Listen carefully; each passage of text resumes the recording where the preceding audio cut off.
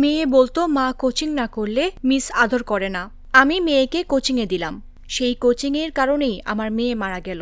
এই কোচিংয়ে আমার মেয়ের সর্বনাশ করল। এভাবেই কথাগুলো বলছিলেন মাইলস্টোন ট্র্যাজেডিতে নিহত তৃতীয় শ্রেণীর ছাত্রী সাইমা আক্তারের মা রানী আক্তার। মাইলস্টোন ট্র্যাজেডির সুষ্ঠু তদন্ত ও বিচারের দাবিতে আয়োজিত মানববন্ধন ও বিক্ষোভ কর্মসূচি থেকে তিনি এসব কথা বলেন।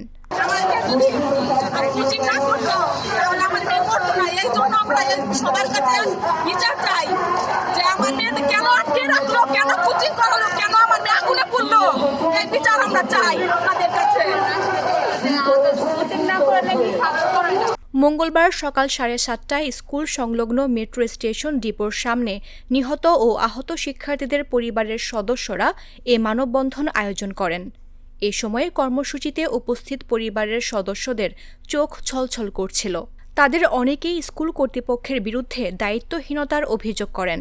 মানববন্ধন যখন চলছিল তখন স্কুলে যাচ্ছিলেন শিক্ষার্থী ও অভিভাবকরা। তাদেরও মানববন্ধনে অংশ নেওয়ার আহ্বান জানান আয়োজকরা।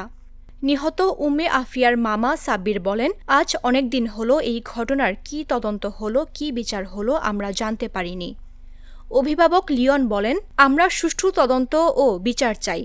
এ ধরনের ঘটনা যেন আর না ঘটে এমন নীতিমালা চাই। তিনি আরও বলেন, এই স্কুলে কোচিং বাণিজ্য হতো এটা সবাই জানে। এই কোচিং করার কারণে বাচ্চাগুলো মারা গেল। কোচিং ব্যবসার মূল হোতা কোচিং ব্যবসা থেকে পার্সেন্টেজ নিয়ে উনি ঢাকা শহরে 3টা ফ্ল্যাট কিনেছেন। মিস খাদিজাকে 72 ঘন্টার জন্য অপসারণ করতে হবে। স্কুলের সিসিটিভি ফুটেজ আমাদেরকে দেখাতে হবে। তো আমরা চাচ্ছি আমার বাচ্চাদের সাথে শেষ মুহূর্তে কি হয়েছিল। 8 দফা বিমান বাহিনীর প্রশিক্ষণ ব্যবস্থা জনহীন জায়গায় করতে হবে। যে শিক্ষক সাইমার বাবার গায়ে হাত দিয়েছে তাকে অতি দ্রুত আইনের আওতায় আনতে হবে। এ সময় অভিভাবকরা ফুলগুলো সব পুড়ল কেন, জবাব চাই, বিচার চাই, ফুল পাখি সব পুড়ল কেন, জবাব চাই, বিচার চাই, বাচ্চাগুলো পুড়ল কেন, জবাব চাই, বিচার চাই স্লোগান দেন।